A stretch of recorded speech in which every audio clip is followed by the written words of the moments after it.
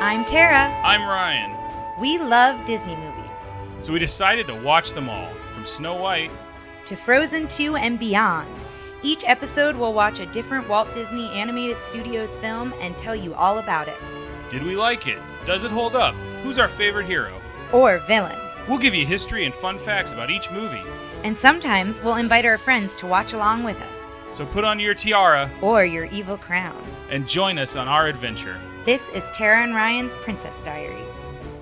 OO-DE-LALLY! Hello, listeners. If you haven't guessed, we are doing 1973's Robin Hood. My very favorite Disney film. We are now, yes, we've covered my two favorites, and now this is Ryan's favorite.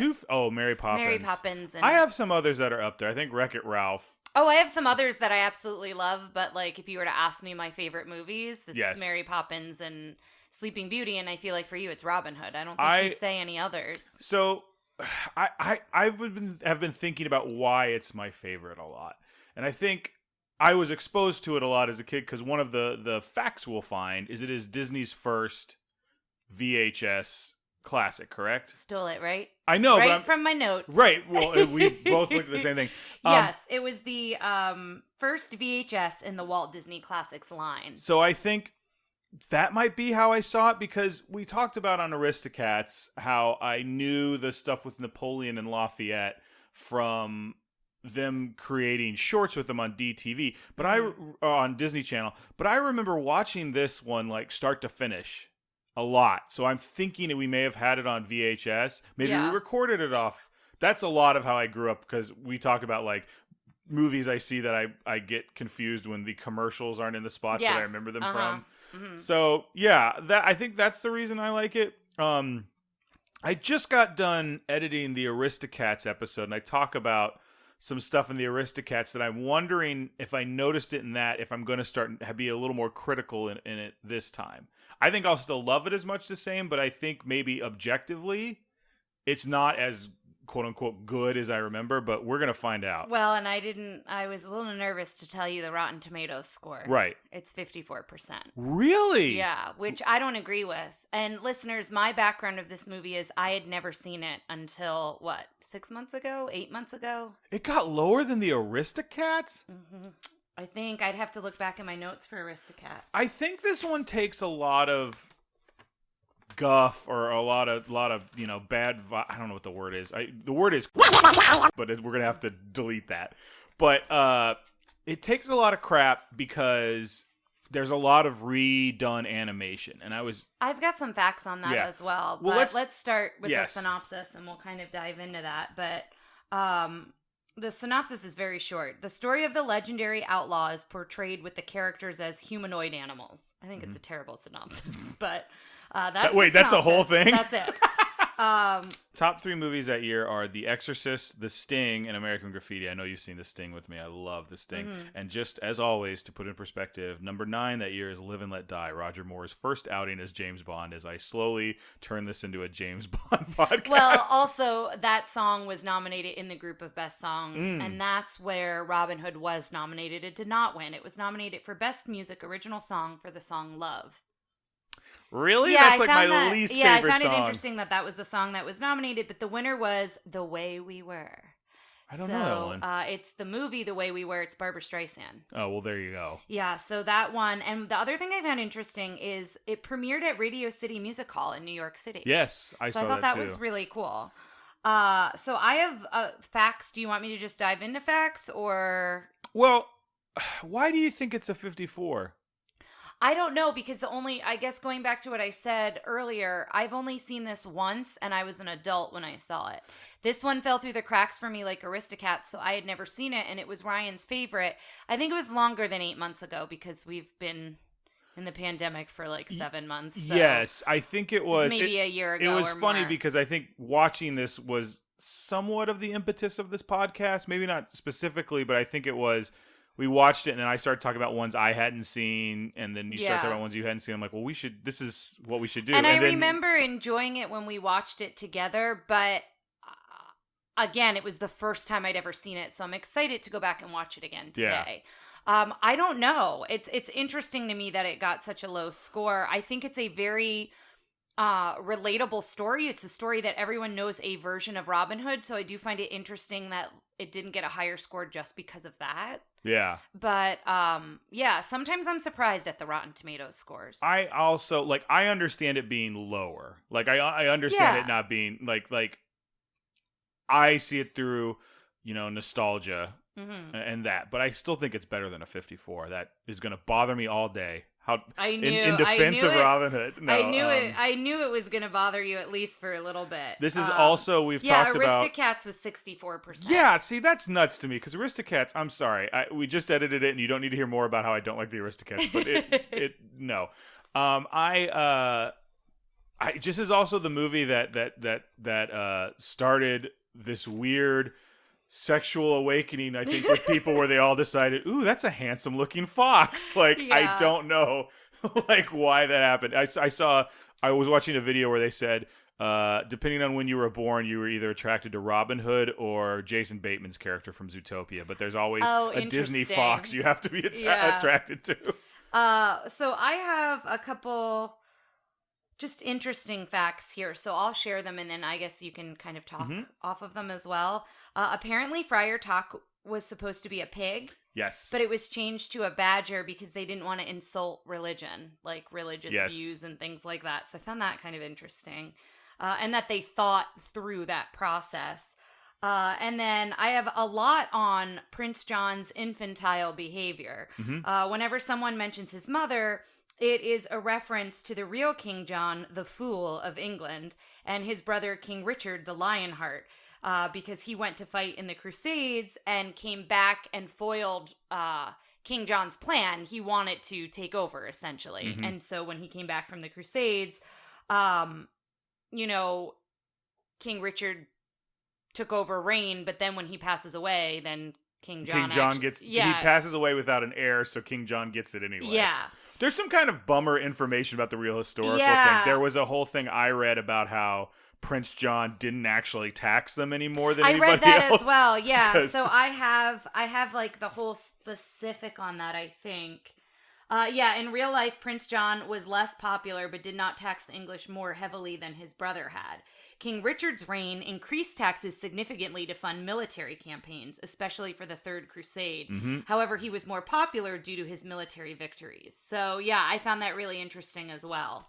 Also, Prince John was the favorite son and heavily spoiled by their father, by King Henry II. So I also found that interesting because I would have just imagined it would have been the other way around. I bet you saw this too, but I liked the bit where they talk about how they drew Prince John without a mane to signify that he was kind of the younger, the less mature. Read that. Yeah, that's if you notice he's a lion without a mane. Yeah, I never really put that together. That is interesting. And I didn't look up a ton of the original story of Robin Hood. I don't know if you did. Well, there's some interesting stuff related to this. I mean, I've seen 800 Robin Hood variants. There's so many I love renditions Prince of it. Thieves. It's again a very flawed movie, but there's so many parts of it that I really enjoyed, including the one F-bomb they dropped. Do you remember that? No, I've only seen that movie. All right, skip forward a few seconds, parents, but it's the part where Will Scarlet, they put him on the catapult and throw him over the wall. Oh, yes, and yes. Christian Slater goes, oh, f*** me, they cleared it. It's like my favorite part in the whole movie. My favorite Robin Hood rendition is Robin Hood Men in Tights. I love that. Right, which is making fun of a lot of Prince of Thieves. That one's pretty good. I've also seen, of course, they do a lot of Robin Hood stuff, as we talked about in Once Upon a Time, where Robin Hood ends up falling in love with the evil queen, and that's part of her redemption story. Yeah. Listeners, I would love for you to send us what your favorite Robin Hood is. We have gotten emails. We are doing a mailbag episode in the future, so send us an email, put it on the Facebook page. We'd love to see what Robin Hood is your favorite. One thing I thought was interesting going back to the original story and this one, so at the beginning where Robin Hood and Little John are walking through the forest and they're just hanging out, there's a part where they get to a log across a river and they both kind of do like, you go first. No, you go yeah. first. Now, do you know what that is? So I read it, but remind Right. me. I didn't write it down. In the original story, it's Robin's trying to cross the river, and that's how he meets Little John and the Merry Men. Is Little John is like, you have to pay me if you want to cross this. That's and they have what a it quarterstaff is, yes. fight. So it's kind of diverting that story and kind of Yeah. getting us into their best friends at the beginning of this. And going back, this is Phil Harris, number 3, as Little John. And I forgot the name, Brian Bedford sounds right, as Robin Hood. But just, they're such good friends from minute go. And there's so many parts where it's such a good platonic love. Like they definitely love each other, but they're as best friends. Yeah. It's so good. Well, and I wanted to say something else about Prince John. So for anybody who's following our Facebook page, a day or two ago, I did an unboxing of all the Disney art books. And so I am going to be pulling... By the way, a day or two ago, by the time this comes out, is almost a month. So. Oh, well, okay. But yeah. So the Disney unboxing video is on the Facebook page and our Instagram if you haven't seen it. But in the villain book, they cover each villain from the Wicked Queen and Snow White through Aladdin, and there's all of this information on their animation and their backstory and how they felt about them. So I'm going to be trying with each villain to pull out at least one quote from the book that resonated with me as we talk about each villain. So with Prince John, this is kind of what I read that I found interesting. They said that what's different in this movie is the villains are actually the victims. And the supposed victim is a classic hero, so the usual roles are reversed. The villains were funny while Robin Hood was the mastermind, and they said, try as we could, Robin Hood never seemed to be in any real danger. So I found that interesting when you think about it from that point of view, that the roles were reversed. A lot of times, the princess is the damsel in distress, for lack of a better phrase, or... the quote-unquote victims are the heroes and then they overcome something, right? Whereas this, Robin Hood is always clever. Robin Hood is always smart. He's always outsmarting them, and the roles are kind of reversed. And I think that was a challenge for the animators, and that's why you have 3 different villains. That's why you don't only have Prince John. You've got Sheriff of Nottingham, and you've got Sir Hiss, and they say all 3 of them are villains in the villain book. They definitively. I'm gonna push back on. I'm gonna push back on Sir Hiss. I'll pull out the book for you later. We don't have to do it right now, but as to why they include him as a villain, and specifically why they gave him the character they did, they go into that because he needed to balance Prince John and Sheriff of Nottingham. And that's why his personality is there. But it sounds like you don't want to include him as a villain. I worry that it sets a precedent for like Flotsam and Jetsam and other like side characters. I think King Hiss has more of a role than Flotsam and Jetsam. But I don't know. We'll talk about it during the break, and you guys will hear I'll this. pull out the villain book just to show you what they talked about to see if that sways your opinion. And if it doesn't, I don't feel strongly one way or the other. But I think that they had a rhyme and a reason to consider the 3 of them as villains. I don't want to overlook that. Right, but I still think like Flotsam and Jetsam are villains from a standpoint of anyone outside, but maybe not by what we this podcast usually considers a villain. Fair enough. Yeah. So, I've got a bunch of other little facts, but I think we can just do them during it. Do you have anything else that we think we should do? I have a couple other things I'd like to share. Sure. I've got a couple just interesting fairy tale facts, and then 3 things to look out for when you're watching the movie. Okay. So this was the first Disney Animated Studios film to not feature humans since Bambi. Yes. So that I found interesting.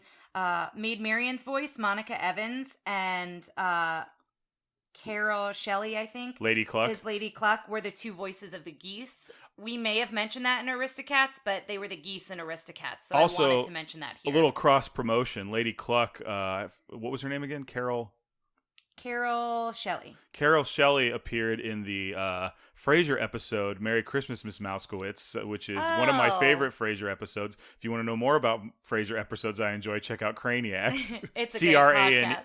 Craneacs. Another kind of fairy tale fact here is it is the final Disney film composed by George Bruns, who I believe he started doing music for Sleeping Beauty, where I infamously called him George Burns. But I think he did every movie from Sleeping Beauty until now. And I don't know if you've said this on other podcasts, but I feel like every podcast since then, every episode since then, you've gone, as soon as we end, you're like, oh, I forgot to retract my George Burns statement. I know, yeah. So hopefully I've done it here. Music in this one plays such a huge part on so many levels. Number one, and we'll go into this more, Alan Adale, played by Roger Miller, King of the Road. Who's the narrator. Yes. Right? Yes, very much. Just a very soothing voice to me. Mm-hmm. And he, gets my favorite song in the whole thing, the OO-DE-LALLY song. Yes. Oh, can we tell that story? I don't know if we've told it on the podcast. I don't think we have. The Trader Joe's parking lot? Yeah, go ahead. I mean, it was basically we were just walking and somebody's... We were walking. We had just bought groceries from Trader Joe's, so we were in the parking lot going back to the car, and it was a Trader Joe's employee who was leaving from work. And their phone went off, and they looked at it and hung it up, but it did the...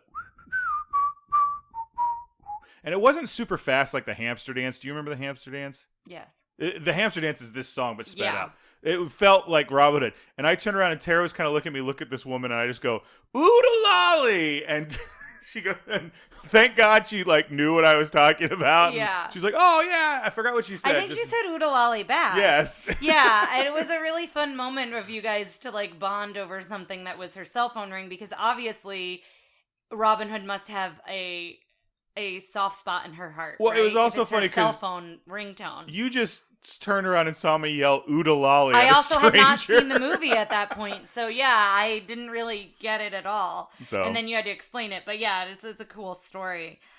So we talked earlier about the recycling of animation, and I wanted to read this because I found this interesting. Is that typically people think that recycling animation is to save money and time, and we've said that a lot on this podcast, that we've assumed that was why they did that. And supposedly for this movie in particular, they said typically that's true, but in this movie the director, who is Wolfgang Reiterson. Wooly. Yeah, Reiterman, yeah. Reiterman.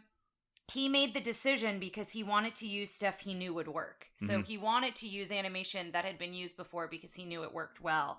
And so in reality, it can be harder and take longer to redraw an existing sequence. So I just thought that was interesting for those of us who maybe aren't animators or haven't thought of it in that way. I always thought it was to save time and money, and typically that is the case. But sometimes when you're redrawing these sequences, it can take longer and be more expensive than if you just came up with something different. And we talked about this a bit with specifically this movie with Michael in the 101 Dalmatians. We talked about, this is not cutting corners, but it is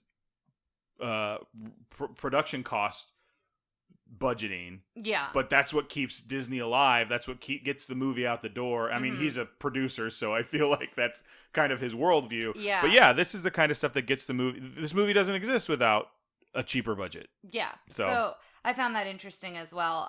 Some things to look out for is Maid Marian's dance with the forest animals in Phony King of England is the same as Snow White. Oh, I will post this video that sits there and it plays all of Phony King of England, and next to it, whenever it's a shared animation, it pops up what that animation That's is. cool, because she apparently Very also cool. shares dance moves from Duchess in From Aristocats. Duchess, there's a lot of Baloo covering. When Little John is dancing with Lady Cluck, that's Baloo and King Louis. Okay. There's a lot of that stuff, and then there's a whole scene where you said it already, where Maid Marian's dancing with everybody, and those are the dwarves. But it's just funny because it's like, oh, she's dancing with three shorter characters. It's like, yeah, because it was Doc, Bashful, and Happy or whatever. The other thing to look out for, we mentioned this in Aristocats, is Scat Cat appears in the film. I don't know when he appears. So I saw it, and I think the thing there is it's shared animation from Scat Cat, because it doesn't look like Scat Cat. I think it's a white cat instead of a black cat. So, but I'll point it out. Excuse me, when it comes up, because there's also a dog playing lute, and he looks a lot like the hippie British cat from the Stray Cats. I'll post that video. That video's, it's funny because I think it's put up there to be like, look how they cheated, and it's like, get over yourself. I don't think they cheated. I think and I think going back to Wolfie's, if it worked, like, why not use it again and use it with different characters? Like, there's something to be said about that.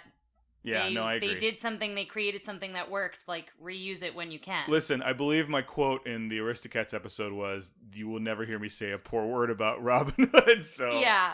The last thing to look out for is during the tournament, the archery tournament, Pies are being sold for 2 pence. Yes. And the sign above reads tuppence, which refers to Mary Poppins. So I'm excited to look out for that as well. This one's also 83 minutes, which is maybe one of the reasons it got dinged, is because it's one of the longer ones for a while. It is, yeah.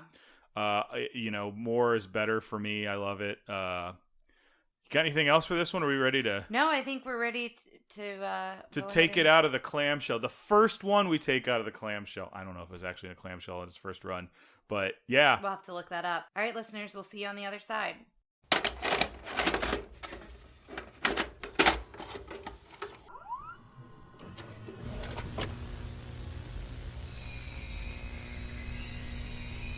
All right, listeners, we are back, and we have discussed the villains, I think, in depth detail, and have come to the agreement that it should be the sheriff and Prince John, I think. I'm still also iffy on the sheriff, but I think we're good to go, because I think one of the big reasons I said was, he's the final fight.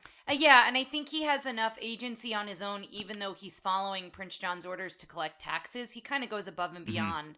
And even though I read into what the animators wanted for Hiss, he does feel very sidekicky for the most part, because he's really just following orders the whole time. But we'll get to that later. Let's just how did you like it watching it again? I know I enjoyed it. I mean, this is probably one of the most recent ones that I've seen out of the series before we started doing the podcast. This and Moana are, I think, the ones we watched. now I'm trying to not watch Disney stuff so I can wait to watch it on the podcast. But I enjoyed it. I mean, I don't have a nostalgia connection to it like you do, a nostalgic connection, but I enjoyed it. Watching it again, I think I understand some criticism of it. I still don't think it's a 54. But and that number is going to haunt me to my grave. But there's stuff like I think now I officially like Little John less than Baloo. Baloo has an arc. Baloo has a place to go. He learns something. Little John the heroes in this are just generally like everything works out for us. Well, and that's kind of what I said when they were talking about the villains, is with the roles being reversed. The challenge was Robin Hood was always smart, was always clever, so it was kind of hard because the roles were very reversed. The typical storyline, and I don't know. Well, I also think, I mean, I don't think it needed to have an arc. Like, the Aristocats didn't have an arc, but to me it was not an interesting story. This was, like, hopeful and very much about, like, the town, like, Robin was the method in which the society of Nottingham had an arc and got better. Well, came and that's out of how they thrived. Yeah. Right. Yeah. So like Robin was the means of that. So his character wasn't super didn't have to be super deep. Yeah. And I think that's good, especially like not to date this or anything, like things that are going on now. It's nice to watch something where it's like the town starts here and society gets better and it overcomes a tyrant and it defeats the bad guys and it ends in a good place. Mm-hmm. I just like it. I think it's delightful. I laugh pretty much the entire time Prince John is on screen. Like it's good. So let's do it, man. Here. Yeah. So it opens up. The opening credit sequence is actually pretty different from a lot of what we've seen. So it opens on the storybook, and I was like, "Oh, this is a short credit sequence because it doesn't have any real credits there." And we've already hit the storybook, yeah. Yeah, you focus on the rooster, which is Alan Dale, and he's the narrator of the story. And as he starts whistling, you're introduced to each character. So the opening sequence kind of comes back in after you meet Alan Dale, and he introduces you to each character. And so each character is animated, and not only does it give the name of the character, it gives their animal name, I think, as well. They're a bear, they're a fox, or whatever. And then it gives the voice actor's name. So I thought it was a really interesting way to present the credit sequence, and it's a very different way of presenting the credit. Watching these credits, I can already start feeling, like I was saying, some more criticism for this, because this seems like one of the more simpler credit scenes. Like it's complex, like you said, they're doing everybody's name and then like what animal they are, but they're also just little scenes that you're going to see in the picture. Mm-hmm. Which, I mean, I don't know. I guess that's reused animation, but like even like an untrained eye goes, I've seen this. If you've seen this movie more than once, you know it's It's a specific shot. But if you haven't seen the movie, it's introducing you to the characters, I think, in a unique way because it's pulling right from the film. Yeah.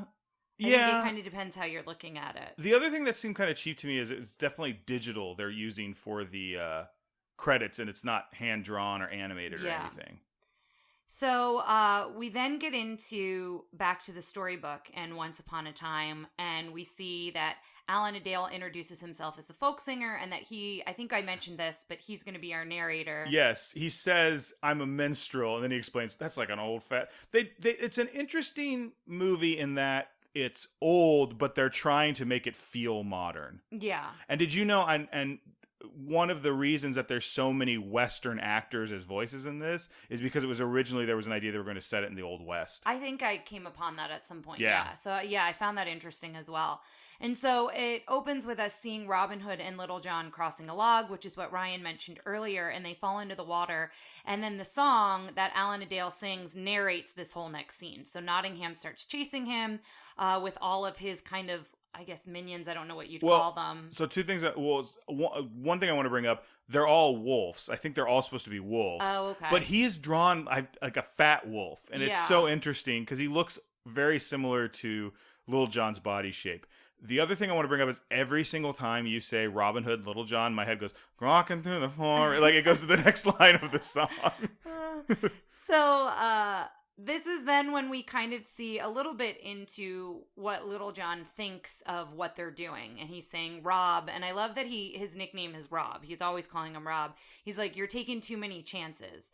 And, are we good guys or are we bad guys? And so Robin Hood brings it from the perspective as we're not robbing, we're borrowing. And so that kind of... Boy, are we in a lot of debt. Yeah, Little John kind of is okay with it. He easily kind of agrees with Robin Hood at this point. And then the next sequence we see is the animals marching. And so it's the parade of animals that are with Prince John's carriage. And I love all these animals, from the rhinos to the elephants. Like, they're all...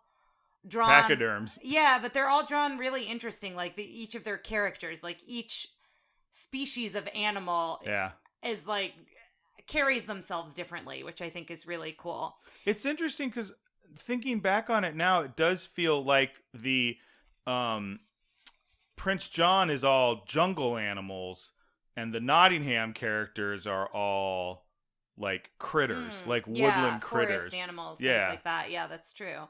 And so we come upon Prince John with Sir Hiss, and he's loving his money, and he's counting his money, and he has a very famous phrase. Beautiful, lovely taxes. Ryan loves to quote that one. So then we see that the chest has 6 locks on it, and that's when Little John says, or not Little John. I'm going to confuse Little John and Prince John at some point. I don't know why I never realized they were both Johns until this. But his quote is, we rob the poor to feed the rich. So I like this bit because it kind of mirrors what Little John and Robin Hood, they're kind of talking about their motivation for what they do. Mm-hmm. And so this is Prince John's, and he kind of makes light of it, that they're robbing from the poor so they can feed the rich. So Peter Ustinov was an Oscar winner and is the second Disney voice to be an Oscar winner, the first being George Sanders' Shere Khan. Oh, okay. I think they both add a very, we talked Jungle Book episode about how much we love Shere Khan's voice. Mm-hmm. I think they both add a gravitas to their characters, and it's interesting with Prince John because Prince John is such a fool. Yeah, and they're both British characters, right? Yes. Yeah. But like, I just commanding voices. Yes, very much so, and very refined. I think that's what's interesting with Prince John is he's very refined. And the other thing I wanted to bring up, I have a very specific memory of like the first time we went to Disney World when I was a kid, and I don't remember much about the trip, but I very much can remember getting Prince John's. Why? I never had this trouble, and now I know it's me. I've done it to you. Getting Prince John's autograph and like him getting down on one knee and writing it, and I'm sure I have it somewhere, or I did. I may have got rid of it. And that's interesting because a video I found that I have already, we're recording this weeks before it came out, but I have put it as a scheduled post on the Facebook page, is a 1976 training video if you wanted to be a walk-around character at Disney World as Robin Hood, Little John, or Prince John. Mm-hmm. And well, I guess at this point it would be Disneyland, right? Oh, 76. I don't know. I'm gonna look it up while you keep talking. So it's just funny because, it's interesting to watch. And I know we have a few people on our group that have been characters, so it'll be interesting for you guys. But there's a part where they're talking about, like, hey, be careful around kids. Kids can cry. Kids can do this. And sometimes they can just give you a delightful punch. I was mistaken. 1965. Is Disney World? I think. Well, it says Walt Disney World Resort was founded in 1965. Maybe that's not when it's opened. I think it opened in the No, because because Epcot. When did Walt Disney World open to the public? 1971. Okay, yeah. So it was founded in 65. It opened in 1971. Right. So it was open by the time. Absolutely. Yeah. But anyway, so it goes to these. It says, be careful, kids can cry, but also sometimes you can get a little punch from a kid. And it's been showing these young children, and then the one they use for the punch demonstration, I swear to God, is 14, and just socks little John in the stomach, like, as hard as he can. And little John's like, oh goodness, like, and the whole thing's pretty delightful. Just I like old training videos, but this is just fun. Well, and I would love to put a call out to listeners, not only two different things. One, if you have a picture with some of the characters we've talked about, I know I have one with me from like age 5 with Prince John, so I'll post it to kind of encourage us to post pictures with characters. But I would love to see if you have any photos of the characters we've talked to up to this point. That would be really fun. As well as those of you who were characters, I'd love to hear, like, what is your weirdest moment, your funniest moment? Like, what are your top memorable interactions with the public, or just like while you played that character? That would be kind of fun to know about.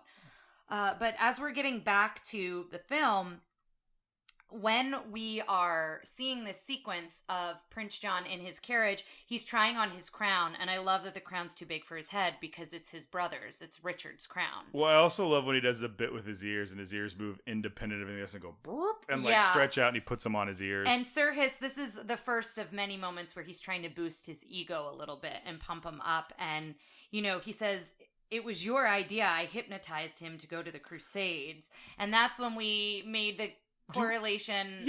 Do all Disney snakes hypnotize people? And I'm actually curious to look up if that was a misnomer. Staff is a snake, and that is hypnotizing. But I've never heard of it the other way. The only way I've heard of it is the snake charmers hypnotize snakes to. I don't know. I don't recall this being something, and I want to look back and see if we looked up.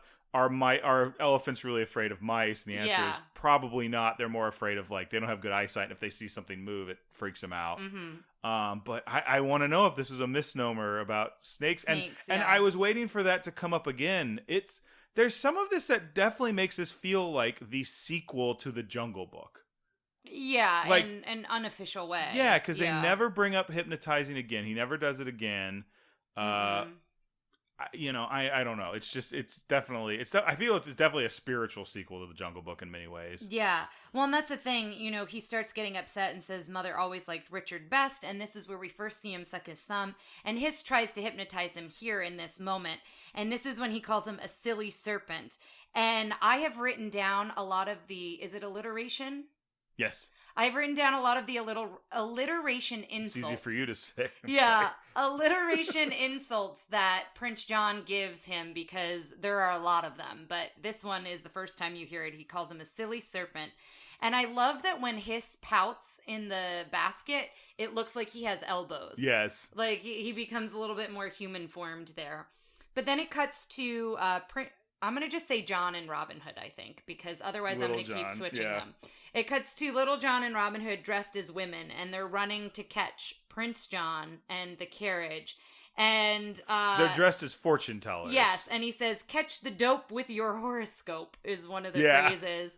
And Hiss warns him. He's like, they may be bandits. Well, I want to bring this up, though. We talked about this in Jungle Book, that Robin Hood is like, I'm a fortune teller. Yeah, he changes. Anytime Robin Hood is a character, like disguising himself, he disguises his physical body as well as his voice. Well, he's got three. He's the blind man, the fortune teller, the blind man, and the stork. Yeah, and they're all different voices, and they all look very different from one another. But but Little John never changes his voice. No, his voice is always just Little John. Voice. Yeah.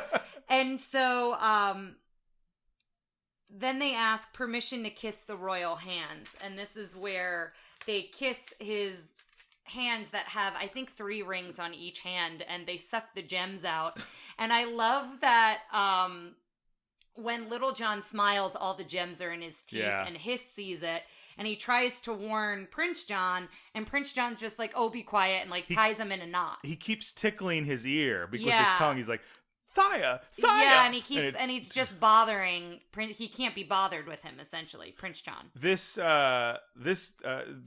Hiss was designed after his voice actor, Terry Thomas, who has a gap in his front teeth in real life. And if you've ever seen him, he was in A Mad, Mad, Mad, Mad World and How to Murder Your Wife. And he's just kind of a funny, weird British comedic actor. But we'll post a picture of him because he looks like Ka in a lot of ways. Great. Not Ka. Hiss. Oh, sorry, Hiss. But it's easy to mistake, but yeah.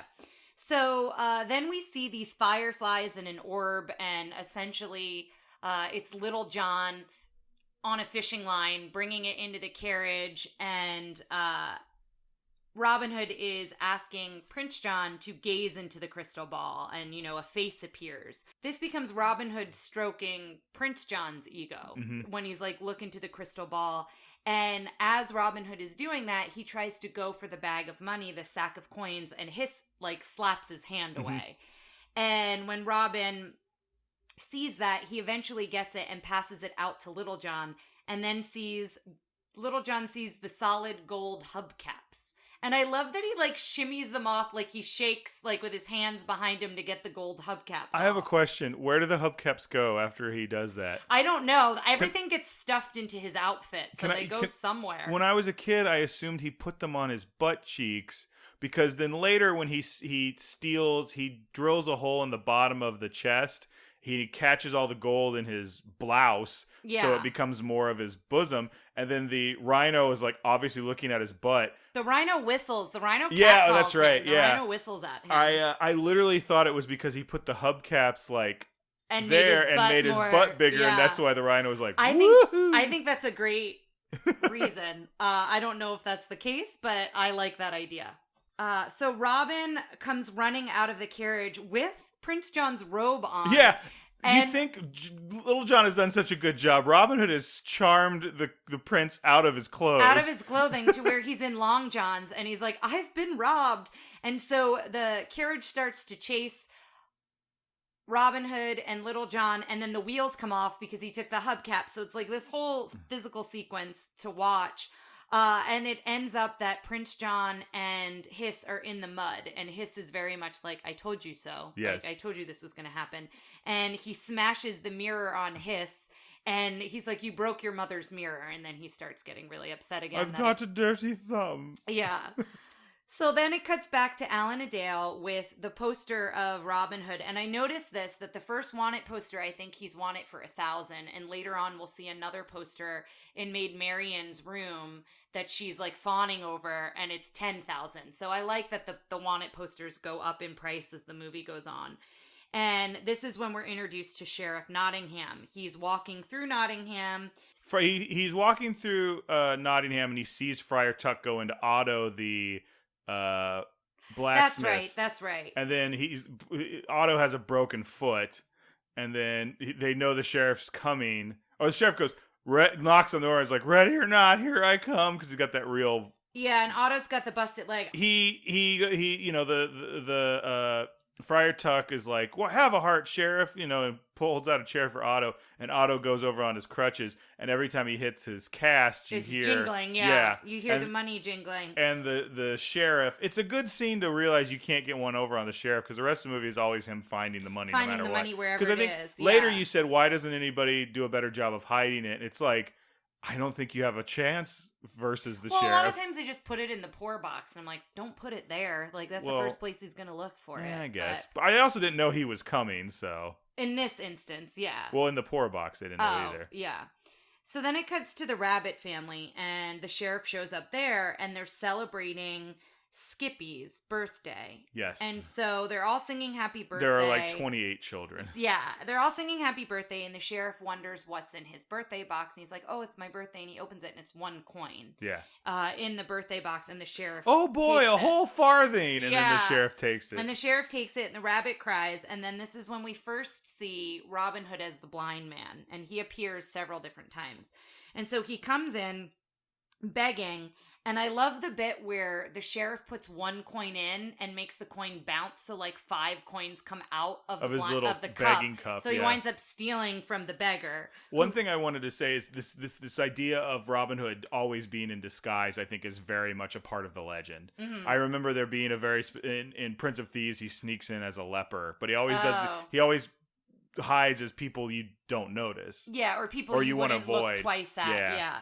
And so, after the sheriff leaves, the girl rabbit realizes, I think she's one of the first to realize it's Robin Hood, or he takes off his disguise. He's like, happy birthday. She's like, oh, that Robin Hood. Yeah, so handsome, like his reward poster. And Robin Hood gives Skippy a bow and arrow and his hat. And then he gives his mom a sack of money. So it's a very, it's the first time we see it not just being like they enjoy stealing money. It's them. We've seen the rob from the rich. This is the give to the poor moment. And he's very endearing and so sweet with the kids. Like, he's very kind to the kids, I think. He's great. He's wonderful. He's wonderful, and he just remains wonderful. Yeah. And so now we see the kids running and playing, and I love Toby the turtle. I love Toby so much. He's great. But Skippy we see, and his siblings. And so they're all running around, and Skippy shoots an arrow up into the castle, and they're like, oh no, you shot it into Prince John's backyard. And Prince John's going to chop off your head like this. And Toby mimics it and puts his head in his shell. And every time he does it, he talks from inside his shell, and it's an echo. Yeah. It's great.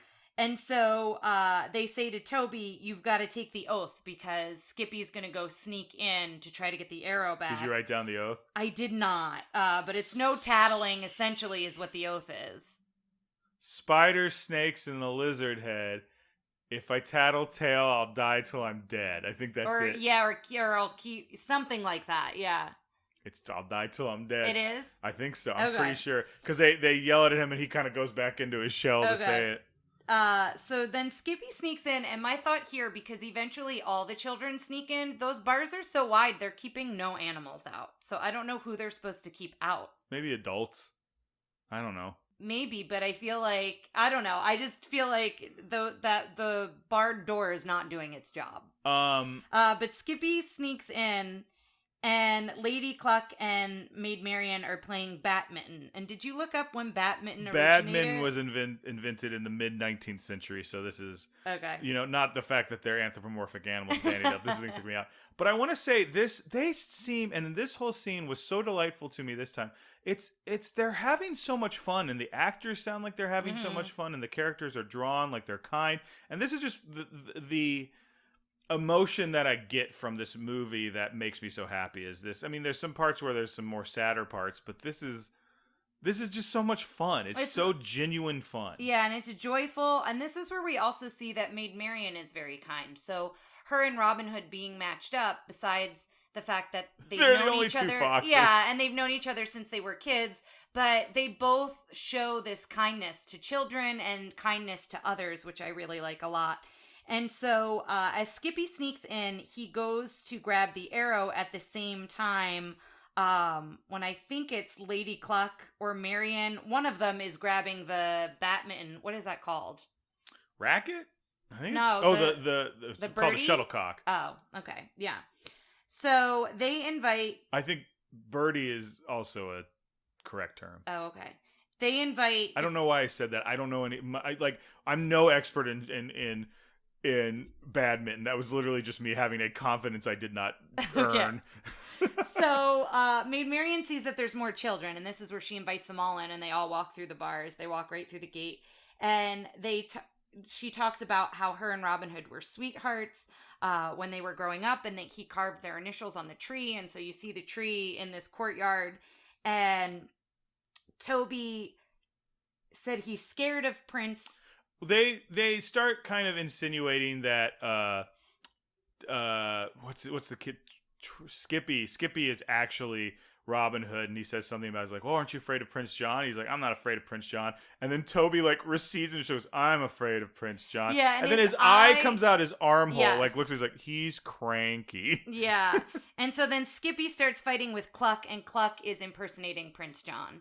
So and she gets Skippy's hit supposed and to she be sucks Robin her Hood. thumb. Yeah, and so she's making fun of Prince John, and her death scene is so funny when she pretends to die when they're fighting. There's a lot of talk of death in this. I was kind of pinging in on it this time. I don't know, for you parents out there, if that's something you want to think about, but we should talk about it more when they're all in jail and when I think that's the darker part of the movie. All right. But I agree with you that there might be some moments, but again, it may not be a big deal. I don't know, but those would be the moments that kind of flagged it for me. I don't necessarily know about here, but Marion winds up kissing Skippy, and all the kids are kind of poking fun at him that he's kissing Maid Marian. And then it cuts to Maid Marian in the tower dancing with Cluck knitting. And this is where the Want It poster is, and she's kind of fawning over it, and she's not sure if he still loves her, and she's hoping that that's the case. And so they start talking about her being in love with Robin Hood and hoping that he feels the same. And then she mentions that King Richard is her uncle. And then I had Ryan pause the movie so we could go into this because there were several questions. One, Ryan brought up that he's a lion. And she's it's a fox. got to be a term of endearment. Yeah, but then also I was like, so then she's marrying her uncle's brother, because I thought Prince John was after her, but in this version he's not. He's not fawning for her. He's just, I guess, caring for her. And it's interesting. While Richard is away, I guess. I feel like in the other versions he's not. The only reason he wants to marry her. So in Prince or of, is it Sheriff of Nottingham that's more fawning over? In Prince of Thieves they don't have Prince John. And Sheriff of Nottingham, I think, is falling for Marian and Robin Hood Men in Tights. Yes. Well, yes, because I think that's because it's based a little bit off of Prince of Thieves. Yeah. And I think the idea there is he's trying to secure his claim to the throne. Yeah, so we kind of just talked through it because that's not the situation here. There's no romantic interest between them, between Prince John and or not even just romantic interest. There's no interest. That plot isn't there. She just seems like his ward or something. Yeah. So then it cuts to Robin Hood and Little John doing laundry. Did it again. Every time you say Robin Hood, Little John, it's just that the song starts hitting my head. So they're doing laundry, and Robin Hood is daydreaming and winds up burning the food, and it's boiling because he's daydreaming about Maid Marian. And when Little John's doing the laundry, I had two observations. One, all the clothing changes. Like from one shot to the next, the clothing colors are different. And then Robin Hood is hanging up sheets instead of clothing, which that's fine. But they always wear the same clothes, I guess, unless they're disguises. Yeah, it's got to be all their disguises. Could be made that was their disguises. So it's like I had this all running through my head as I was watching it. But then Friar Tuck appears, and he goes to eat. And I don't know if it was hot or just bad, but he starts to sweat. So I don't know if the food was spicy or if it wasn't good, but he starts to tear up and sweat. I think Little John puts a lot of some spice on it. I think it's probably pepper. There seems to be this thing in Disney movies where like pepper equals like heat in a way. I don't know. Yeah, but yeah, he put something on it before then. Yeah. So this is when Friar Tuck comes in to let them know about the archery tournament. And this is the first time we hear them talk or refer to the Sheriff of Nottingham as Bushel Britches. And they refer to him as that a couple different times, which I just thought was funny. And this is when Robin Hood finds out that Maid Marian will give a kiss to the winner. So then it cuts to the elephant sounding the trumpets at the tournament. So now we're at the tournament, and the kids are marching along with the other animals. And you mentioned you loved seeing the tree. There's a tree that it's like the poor, the cheap people, seats, and they're all in different branches watching the thing. Yeah. And so then it cuts to Hiss and Prince John, and Prince John reveals that this is his plan to catch Robin Hood. And Hiss, again, stroking his ego, is saying what a genius plan this is. And then Hiss is sitting nice and tall, and then Prince John says no one sits higher than the king. So I just like that whole bit between the two of them. And then Robin Hood and Little John, they come in, and these are my favorite disguises, I think, that they wear. I really like these two disguises a lot. I like Little John's fortune teller outfit better. I do love how Robin Hood just transforms into a bird. Yes, and I like that he's on stilts. I think that part's fun. So the goal here is that they not only have to fool Prince John, but they have to fool the sheriff, like with these disguises, you know, because nothing gets past the sheriff. And Robin Hood is so bold and goes right up and shakes the sheriff's hand and introduces himself. Yeah, they almost have a friendly rivalry of like, I'm going to be able to fool more people with my costume than yours. Yeah. And then Lil Jon's like, well, I'm going right up to Prince John. Exactly, yeah. So he goes right PJ. up to and calls him PJ, yeah. Hiss, of course, is suspicious, and he's Sir Reginald Duke of Chutney is Little John's name.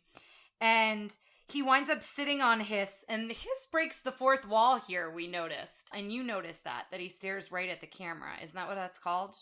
Well, it's interesting because I did say he stared at the camera, but there's not a camera. They're not filming I it. guess I guess there is point. because they had to take a picture, but it's just... But he stares at the audience. Yeah, he breaks the fourth wall. Yeah. Then Prince John winds up sending Hiss out to find Robin Hood. He's kind of getting annoyed with him, and he's making fun of him about, like, who needs a court gesture when Hiss is around, and Little John's character is kind of poking fun at Hiss, and so he sends Hiss out, and Friar and Alan Adale follow Hiss because they think he's up to something. Mm. So then this comes with all the archers marching in. And I like this because all the archers have their own character, which I think is kind of cool. Like, they're all animated very individually. When you said that, I thought about the wolf archers, but you mean the archers for the tournament, yeah. It's a fun scene. Yeah, and then Hiss is in his balloon. He's in a vendor is selling balloons, and you realize he's putting his head into the balloon so he can float and kind of look over all of the And then he does his tail tournament. like a propeller, so he's just kind of like... Yeah, he's just kind of floating along, and it happens throughout this whole sequence. So Marion and Cluck are now in the box with Prince John and Little John, and Robin Hood comes up and introduces himself and gives her a flower, and then they kind of like make eye contact, and so she realizes with seeing his eyes just that his it's eyes him. past the beak. Yeah. And so then the crocodile brings in the golden arrow, and then this is when I recognize the crocodile's voice from Sleeping Beauty, because he's one of the voices of the minions of Maleficent, but he's also the voice... The chief in Peter Pan. Yeah. And it's a very distinct voice when you hear it. And so Prince John... This one I noticed for the first time, Prince John is not wearing any rings, but he was wearing rings in the previous thing. So his rings keep going on and off his hands in this whole sequence. And Hiss then figures out as he's been floating that that's Robin Hood impersonating the stork. And Well, he looks up his... So he keeps bragging to the sheriff, and the sheriff's like, if you're half as good as you say you are, you're better than Robin Hood. He's like, Robin Hood? Oh, I'm not that good. And then, like... He says he's scared of me. He won't. I'd catch him a mile away. And then Hiss is like looking up his not his dress, but like his tunic, and it clearly you just see. We talked about this, how it's funny that Robin is on stilts, like to do this. So yeah, when he does that, Alan Adale and Friar Tuck wind up capturing Hiss, and they put him in an ale barrel. And Hiss says, "I don't drink," and they like plug the ale barrel up. And then it gets down to the final contestant. So we're watching all the archers shoot, and it winds up being Sheriff of Nottingham and Robin Hood. And of course, the sheriff cheats. Like, the guy who's moving the target jumps up, so his arrow gets through, and then he kind of like trips Robin Hood when he goes to shoot, right? He punts the bottom of his bow so it shoots high. That's what it is. And then Robin Hood pulls out another arrow and shoots it so it intercepts the first arrow and sends the first arrow back to hit a bullseye. And then splits the sheriff's arrow, so his is the only one in the bullseye. And when he's bowing, I think, to the box, he winds up going up to the box and talking to Maid Marian, and he's presented with the golden arrow. That's when Prince John comes through with his sword and like, it looks like he's going to knight him, and then he slits the back of his outfit and reveals that it's Robin Hood. Now Tara this whole time was wondering, because this outfit's pretty great, but she wonders, why does he have bird hands? Yeah, he has Lady Cluck arms and feathers. And so this is when we were like, well, maybe this will reveal it. No, we can't tell. No, when his tunic gets ripped, the feathers just fall, but then you see the stilts, which I think that's a good bit at least.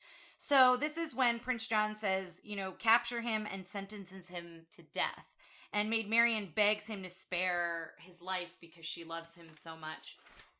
And he kind of just ignores it. Like, he hears her out, but he's like, says something about treason or something, treason to the He crown says, or something he says, like that. your pleas have not fallen on an unkind heart, but traitors to the crown must be executed. Something like that, And yeah. that's when Robin Hood's like, traitors to the crown, you're not the king. Yeah, and starts the King Richard chant. Yeah. And then he has a tantrum. Yeah, then he starts pouting that he's the king, and then he says off with his head, which reminded me of the Queen of Hearts a little bit. And so then Little John pulls Prince John's collar, so you can't see it, but he like is behind the box.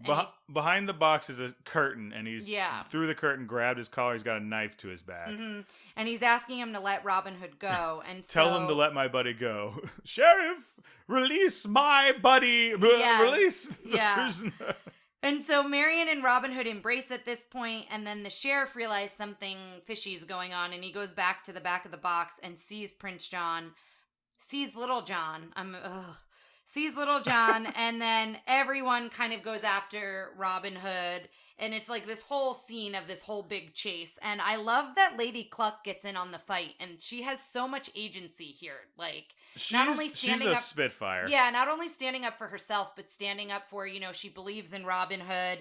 And she also, at the end of this whole sequence says, hail Prince or King Richard or whatever. But at this point, Robin Hood proposes to Marion with like a flower ring. Like, there's a lot of things going on here. Yeah. And then this is when the electric guitars, you wanted to talk a little bit about the instrumentation. So this is George Brunn's last Disney movie.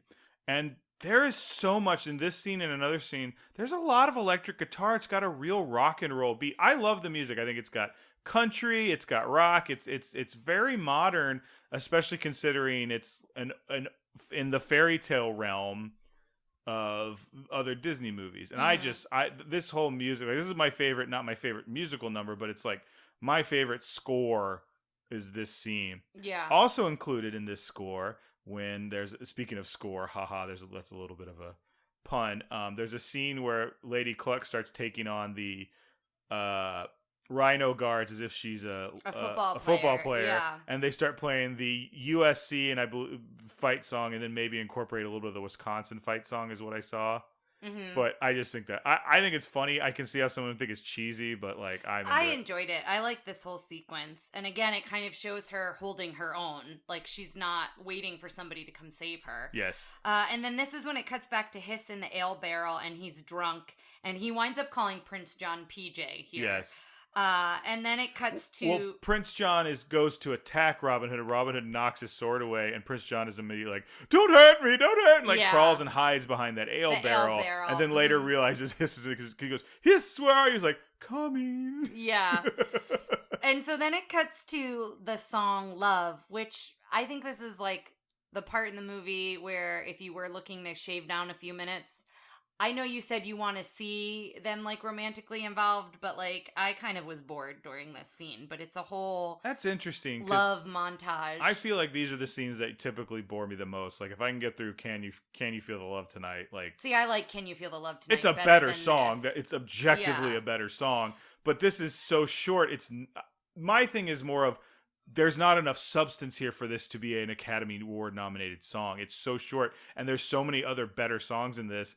That yes, I agree. I liked the scene. This music was fine, and to me, it was short enough that it didn't detract because we did get a quiet moment for them, which is immediately they're like they're gonna get some makeout time, and then the friar Tuck in, once again. Religion gets in the way of a little love time. I guess so. But he comes in with the mice and all the other animals, and they're celebrating. And then this is when Little John. So I wanted to talk about the mice. I'm sorry, the specific scene where you said the mice come in. I'm sorry to interrupt you. Oh, that's okay. But those mice have not made an appearance in this movie. So as far as you know, all of a sudden we're just revealed that two mice live in Friar Tuck's clothes and climb out on his head. And they play a bigger part in the movie later. So if you've seen it before, like you're like, oh, there they are. Yeah. But I think if you hadn't seen it, it's like, who are these characters and why are they crawling out of another character's clothes? Yeah. It's odd. I didn't look at it as they were crawling out of his clothes, more of like that's how he's their mode of transportation. Because he's going to cover more ground. Yeah. But this is when Little John has the lute, and so he kind of takes over as the narrator for a little bit here. as he starts singing the phony King of England instead of it being Alan Adale. And so all the animals are dancing and singing. And so this is a whole nother sequence that you really need to watch. And this is the video that Ryan was referring to where some of the recycled animation happens. So I really think you should just watch that instead of us describing it here, because it's a great scene. It's my favorite song, but I feel like there's too much going on to sit and like talk about it word for word. This is one of the songs, this and Love, I believe, are the ones that weren't written by Roger Miller, which I didn't realize Roger Miller had written the songs. Oh, interesting. But not Nottingham and OO-DE-LALLY, and I think maybe another one were Roger Miller written songs. Yeah. So then it cuts to the castle, and the Sheriff of Nottingham is singing the phony King of England as he's like bringing money to Hiss for the taxes. And Hiss starts laughing, and they're both laughing and singing. And I love that Hiss wants to get in on it, and he hums to try to find his starting note. And he winds up starting so much lower than his speaking voice. It's so much lower than his speaking voice. And then, of course, Prince John hears it, and Hiss changes the words to boost Prince John's ego, and then the sheriff Nottingham, doesn't see Prince John. Yeah, and he's like, that's not right. Those aren't the words. And then Prince John winds up throwing what we think was wine. A decanter of wine. Of Which wine. I love that he's just wandering around the castle with a cup and a decanter of wine. Like, I mean, I would be. What else would you really be doing? So then he calls to triple the taxes when he finds out that he's being made fun of by everybody. And if they can't pay, then we're going to jail them. And it cuts to a rainy night. And we cut to the friar talking about taxing the heart and soul of the people. Oh, no, I'm sorry. Not the friar yet. It's Alan Adale who's narrating. He's narrating, and it's a wide shot of Nottingham, but then you realize he's narrating from he says, prison. I'm in here too. Yeah, that's right, folks. So he says, tax the heart and soul of the people, and then if he's the one who tells us if they can't pay, they go to jail. And he says, that's right, I'm in here too.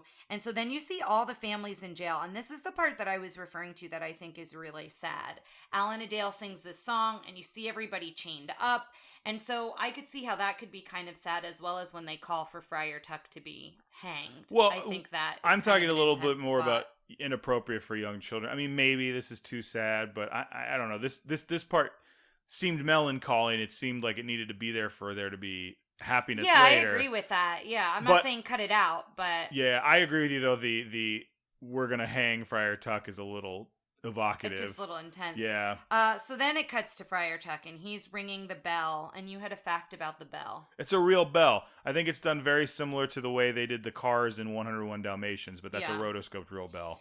And so the mouse is playing the organ, so this is where we see the mice again. Well, he's playing it with his hands and his feet, which I find very endearing. Yeah, and so, the mouse talks about keeping hope alive.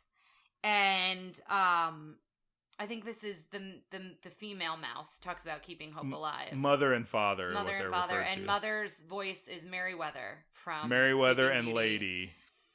And so the mice wind up. Well, you forgot about what father's voice is. Who that is. Oh, Piglet. Yeah. Yeah.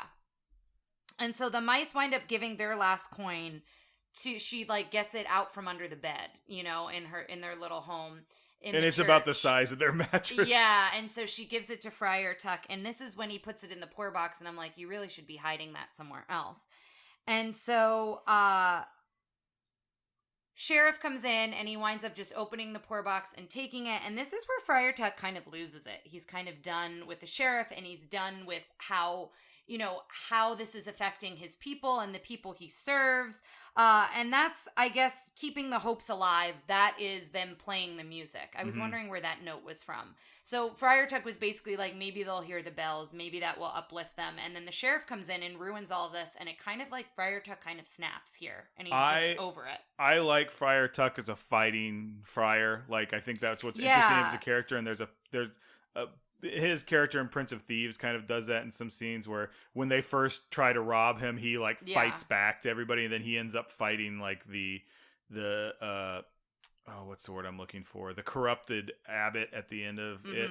But I really like when Friar Tuck does this. I also really like the animation where he throws his arms around and his sleeves. He's got those big sleeves. Yeah. That's a really cool animation there, and I really like it. Well, and he kicks him out of the church, and he fights him. He belly butts him out of the church. He bumps him out with his belly, and and then it cuts back to Alan Adale's that Ups gets and intense. Downs song. Not Nottingham is what that's called because it's okay. yeah, I thought that scene was pretty intense too when they actually once they're out and they're fighting in the rain and Friar Tuck is just hitting him with his staff and then they get the best of him and they drag him out of there. That's a very intense scene. Yeah, and it cuts to after that all happens, and it's like you're really feeling what everyone is feeling with these increase in taxes, and it cuts back to Hiss and Prince John, and the money is all around. There's sacks and sacks of money all around, and Prince John is gritting his teeth. He's miserable, and Hiss is trying to cheer him up. And, he talks about how Sheriff of Nottingham has got Friar Tuck in jail. And at first, Prince John's like, I don't want him. I want Robin Hood. Like, I need you to get me Robin Hood. And then he comes up with a plan to use the Fat Friar, is what he says, to catch Robin Hood. And this is another one where he insults Hiss and calls him a reluctant reptile. So this is another alliteration. I didn't know you were... I found that really keeping interesting. Track of these. I found it interesting that procrastinating Python is one that's later that I thought I've got that one written down because there's nothing to indicate he procrastinates, but it was still as a good alliteration. So then this is when we're introduced to the buzzards, and it's Trigger and Nutsy, and they're testing out the noose. So this is kind of the other kind of dark part, is them testing out the noose. The comedy is them testing the trap door, and then the sheriff kind of gets stuck in the trap door. And Robin Hood appears again as the blind man, playing dumb and trying to ask what's going on. And so they talk about how they're getting the noose ready for Friar Tuck, and that's when he realized that Friar Tuck is going to be hung the next morning. And then one of the buzzards give away that it may be a double hanging. Nutsy. Yeah. And so that's what kind of tips Robin Hood off. And so they plan the jailbreak. So Robin Hood and Little John sneak in. And there's this whole bit back and forth between Nutsy and Trigger and the sheriff. And Robin Hood and Little John try to get Nutsy. And then the clock chimes and he screams, 1 o'clock, all is well. Which is funny because I think they make a comment about him being late. But when they show the clock, it's 3. Yeah. I think it chimes 3 times. And I think the sheriff says something about his time being off or something like that. And then they go into Trigger, who has Old Betsy, which is his bow and arrow. That's, I guess, a crossbow. And he goes, don't worry, Sheriff, safety's on Old Betsy. And then he almost hits the sheriff with it. And so this bit is reoccurring a little bit. So I love how Little John scoops up Nutsy. And when Robin Hood, we forgot to mention, he also is disguised as Nutsy. Nutsy, so that's a fourth disguise one, as well. So when he becomes Nutsy, he puts his cape over him, but then he uses a sock over his like a sock snout. with like a red toe. Yeah, that makes it look like the buzzard's beak. And this is another phrase that Sheriff of Nottingham repeats a lot, which is crime in Italy. I just noticed that that's like a common phrase he says a lot. And so he keeps getting on the buzzards. It feels familiar to me, but I don't know if that's because it's from this or like... And he keeps getting on the buzzards about, like, waking him up and they're not going to sneak in and, like, kind of not believing what the buzzards are saying along the way. And so Robin Hood winds up getting the sheriff cozy as Nutsy and sings him to sleep and says, a Sandman's a-comin', and starts singing Rockabye Sheriff, and he winds up stealing the keys and unlocking the cell. So that's a whole nother, like, physical sequence between the two of them. And then Little John comes in and slams the door because he's going to free everybody. And as he closes the door, then Nutsy and Trigger wake up again and, they think something's wrong and then they don't see anything. So then they kind of just go back to whatever. So as Little John is going to release everyone, Robin Hood heads up to Prince John where he's sleeping with all the money, and Hiss is in a baby cradle, which I found interesting. I never have thought about that before. Like, obviously I knew he was, but I've never thought about it being odd. Yeah, which also gave me the argument of him being more of a sidekick. Like, I feel like the way Prince John treats him. He's infantilized. Yeah, which Prince John is as well, too. But, so he shoots the arrow to Little John with a rope on it, and then in the prison, and then Little John shoots it back to him, and you find out that it's this whole pulley system, and he's tying each bag of money on the rope, and they're pulling it down into the jail cells. It's interesting. I've never thought about this before, but it came up on this watch through. Why other than just Robin Hood steals from the rich, like the point of this mission is to get everybody out. Why are we stealing all? I guess they didn't know King Richard was coming back, so. No, they didn't. And they say that later, that King Richard winds up saving them all without realizing, because they Right, didn't know but he's it's coming still back. like, I just think it's. I think Robin Hood can't help himself because you see this later on. So basically what happens is Prince John is dreaming and Hiss is tickling his foot and there's this whole back and forth there. And you see that all the prisoners have the money, and there's this part where Little John dresses as the sheriff to fool the buzzards. Briefly, like the sheriff wakes up and Little John grabs him and then quickly jumps back out and he's wearing all the sheriff's clothing. Yeah. Because again, they're very similar size. Similar build. So then. And everyone's sneaking out here. Yeah. But this is the part where I wanted to say Robin Hood can't help himself because he wants to get every bag and he realized there's one bag left and it's behind Prince John's pillow. Like he could have very easily just left then. Mm-hmm. Left Prince John sleeping, left that one bag. But I feel like if anything is his flaw or his downfall, he truly can't help himself. And he's got pride. He's got to stick it to Prince John. And so he tries to get it and Hiss winds up waking up. And so it's this whole other back and forth. And Prince John just keeps screaming, put him in jail, and it's like that whole sequence, and guards my gold, like that's another thing he keeps screaming. Mm-hmm. And so it's this whole sequence of back and forth of trying to capture Robin Hood, and then they're all in the cart that Little John is carrying away. This ain't no hayride. Yeah, and he's carrying all the town's animals away. And this is when the mom calls out my baby, and you realize the mom rabbit, calls out for her baby who's been left behind. And so Robin Hood goes back to get him. And then when Robin Hood goes back to get... Is that a him or a her? Oh, I don't know. Maybe it's a her. I don't know. I don't know. I've never thought of... I always thought it was two daughters and the boy rabbit. Oh, it could be. Huh. I mean, the baby is not portrayed one way or the other, so I guess it could be. Let's find out. But I guess Robin Hood gives the baby to them, and then Sheriff of Nottingham starts chasing Robin Hood everywhere and chases him into the castle with fire. The portcullis closes and he can hand the baby through. Oh, that's what happens. Yeah. I couldn't remember. So then there's fire everywhere, and then it kind of gets really intense here because there's fire everywhere and Robin Hood is trying to avoid it, and he climbs to the top of the tower, and even the roof of the tower is on fire, and he winds up jumping into the moat. And so Hiss and Prince John are looking from above, trying to see if he made it or not, and all these arrows shoot into the water, and all of a sudden there are no bubbles anymore of him breathing, and there's an arrow in his hat. So Hiss and Prince John start rejoicing, and Little John, this is where it gets sad, because it's a similar situation where you think Baloo dies, mm-hmm. to where it's not as long as the Baloo sequence. I think you think for longer that Baloo is not alive anymore, but here, Little John gets really teary, and Skippy, the rabbit, asks him, he's going to be okay, right? Like, where is he? He's going to be okay.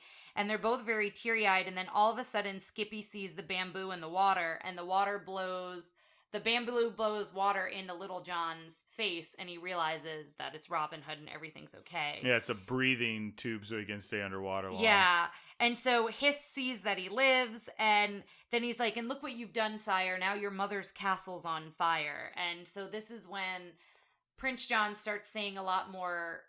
He's picking on Hiss, and he says, a cowardly cobra, a procrastinating python, and he does a couple others. He chases Hiss into the building that is on fire, into the tower, the wing or whatever. And when I was a kid, he chases him, and it like repeats. I keep wanting to call him Caw instead of Hiss. It repeats Hiss's like last words, like he's stark raving mad, mad, mad. And I remember when I was a kid, that used to scare me. Like maybe not scare me, but made me kind of anxious. And I thought like they died. Mm-hmm. So. Yeah, the way that they ended it, you almost feel like you're never going to see them again, but we do see them again. So then it cuts to Alan Adale, and he's singing again, and we hear that Robin Hood has been pardoned by King Richard, that King Richard has come back, and we see the sign that says that he's been pardoned along the way. Which is over the wanted sign, which I said, why not just take down the wanted sign? Why would you put something up over there? Yeah, I guess, and then my thought was, I guess it just notifies everyone that he's no longer wanted. I don't know. I mean, it's more visual for a movie, Yeah. but yeah. So then you see all three in the jail jumpsuits. So you see Sir Hiss, you see the Sheriff of Nottingham, and you see Prince John all in the jumpsuits. And then you hear wedding bells in the distance, and Robin Hood and Maid Marian are getting married. And then you see King Richard. So we actually do get to see King Richard. Voiced also by Peter Ustinov. Who's Prince John's Yes. voice. And he says, I have an outlaw for an in-law. And everyone laughs, and they all see them off.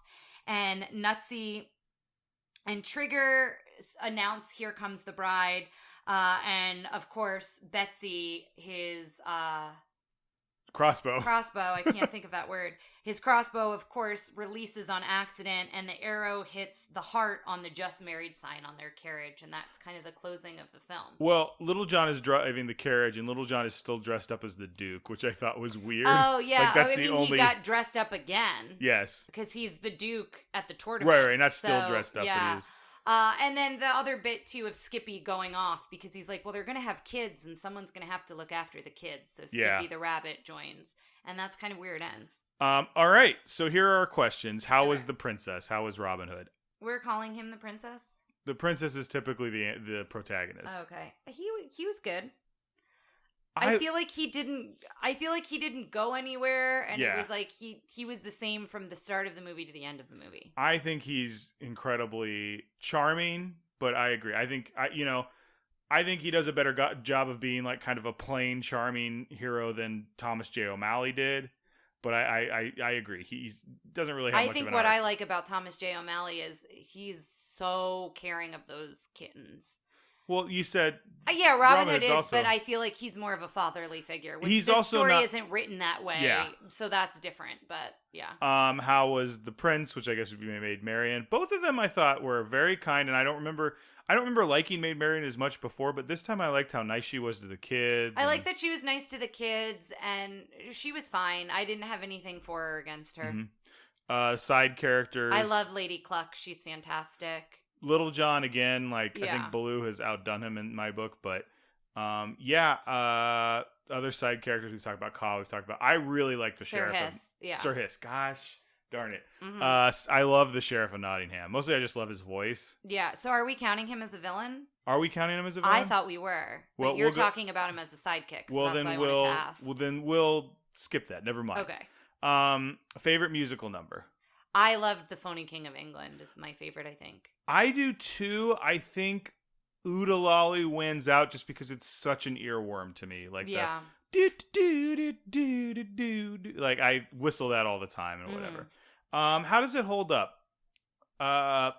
Female character agency. We really liked Lady Cluck. There weren't a lot of other. There was the mom rabbit. Again, there was Maid moms, Marian. the sister. There was the mother mouse. Yeah, so there were other female characters, but I think the one who has the most agency is Lady Cluck. Yeah, I think she's the most interesting too. Yeah. Drinking and smoking, not really smoking. Just the ale barrel. The ale bit was Yeah.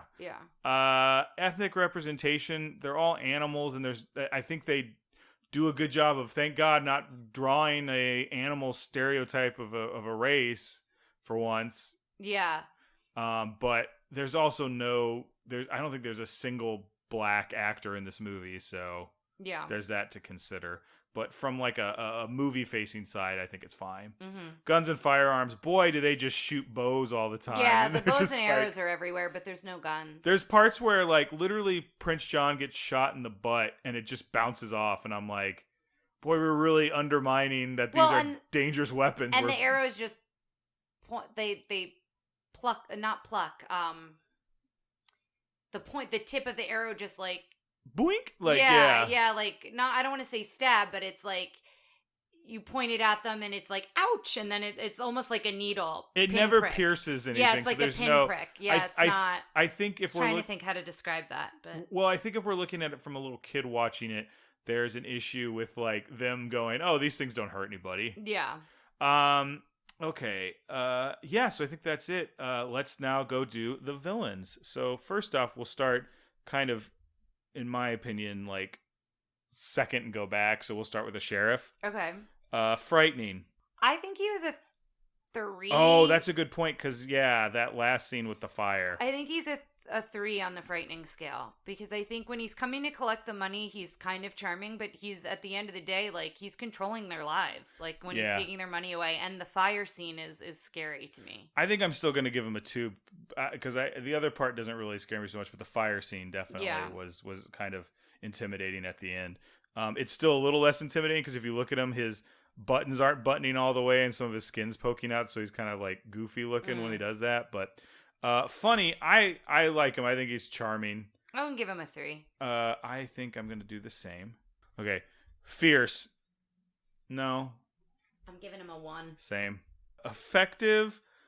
I mean, he is really good at finding out where the money is. Yeah, I'm gonna give him a 4. Like, he always sniffs out the money, like, no matter where it is, and he's really sly about when Robin Hood is the blind man, he steals more money from him. I think I'm gonna give him a 3, because he tends to miss Robin's outfits, and he doesn't ever capture Robin, but I give him, that 3 is a solid 3. He does also find Little John. I feel like, so I'm going to stick with a 4. That's fine.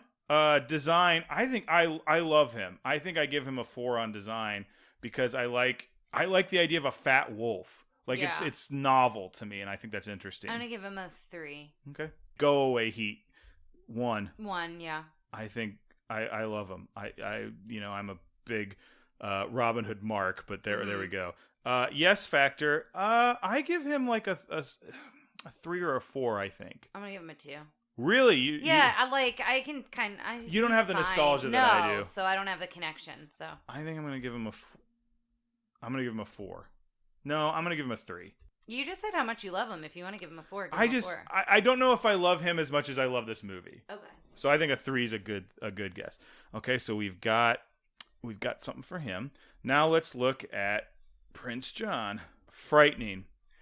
I would give him... Sometimes he gets very scary. I don't think he's ever scary. There's just parts where he's screaming at Hiss, and like the part at the end where he's chasing him, really... I mean, I just have a little bit more... not nostalgia, but like, I remember when I was a kid, that scared me. So I'm giving him a 3. I'm giving him a 2. Okay. I don't find him very you scary. You can give him a 1 if you want to, but I'm just... Yeah, I'm gonna give him a 1. Okay. I don't find him scary. I think there's parts where his temper like makes me a little nervous. Funny, I think he's a 5. He's funny. I'm gonna give him a 4. I laughed. But he is very funny. I think you're gonna... I love the inflection of his voice a lot. Like, part of the comedic aspect to him is the way that the voice actor is saying his lines and the delivery. But yeah, I enjoy him. I fierce of 1 because I think he's designed to not be fierce. Yeah. There we go. Sorry. I think his whole point is to... Yeah, he's supposed to be infantile. Like, they've designed him to be a fool. Effective. I think he's less effective than the sheriff. He's less effective. The only thing he is effective at is his plan to catch Robin Hood. He knows that that's Robin Hood as the Stark. Yeah. And so they do capture him. He just gets free. Yeah. But that's not even Prince John capturing him. That's all of his guards capturing him. But the plan is solid. And the same plan with Friar Tuck. He doesn't succeed at it. But like, those 2 plans he has are pretty solid. I guess, what did you give him? I gave him a 2. Yeah, I guess I'll give him a 2. You can give him a 1 if you think... I was thinking about giving him a 3, but I think I'll give him a 2. Yeah. I think part of his charm is how bad he is at his job, so that's part of the reason. Design, I want to give him a 4. I think the idea for them to say we're specifically not going to give him a mane because he's like a beta male. I think the way his crown sometimes looks so big for his head, but other times sits nice. Like, I love him. He's a strong 4 to me. All right, I'm gonna give him a 3. Okay. Go Away Heat is 1. I love every second. I could understand if you were kind of annoyed by him. I was never annoyed by him. I was more annoyed by the sheriff than I was him. So 1. And then I really like Prince John, so I'm giving him a 4 yes factor for me. I'm gonna give him a 2. Like, again, I don't really have a connection to this movie. I guess, let me give him a 3. What did I give the sheriff? Gave the sheriff a 2. I'll give him a 3 then, because I do like him better than the sheriff. So they are neck and neck. Sheriff has 17, and Prince John has 17.5. Oh, interesting. Which puts them right next to each other. The sheriff is 15th, and Prince John is 14th. So who's above and below them? Right above them is the coachman from Pinocchio, and right Okay. below them is King Louis. How do you feel about that? I feel fine about it, but I don't have a super strong connection to them. I think if it was just based on my opinion, Prince John would be higher. Yeah. But I understand that this list isn't about me; it's about us. Yeah. And I think it's also like you're tempering it makes it a little bit more objective. But yeah, I think it's actually pretty good. Like, look above them, I see there's the coachman, man, like they're all characters that I think are more terrifying. Then we get to like Chernabog from Fantasia and the Queen of Hearts. Yeah. And they're characters that I wouldn't necessarily put above Prince John, but like they're all a tight grouping. Like it's all within like 2 points of each other. So, and Shere Khan's above them, which is again Shere Khan weirdly becoming my like dark horse.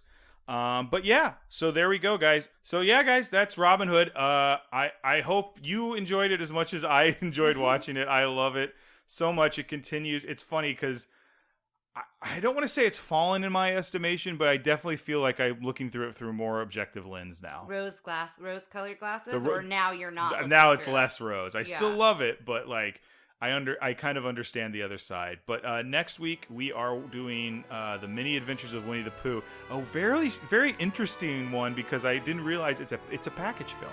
I'm excited for it. I think this is the one I grew up watching, but I'll remember it when we watch it. Yeah. All right, guys. Well, thanks a lot. We'll see you next week. All right. Thanks for listening to Tara and Ryan's Princess Diaries. If you want to tell us your favorite Disney villain and why it's Gaston, send us an email at trprincessdiaries@gmail.com. Or you can send a tweet about how great Maleficent is to @TRPDiaries. Check out our Facebook group by searching for Tara and Ryan's Princess Diaries. Tara and Ryan's Princess Diaries are available on iTunes, Stitcher, Spotify, Overcast, and many more.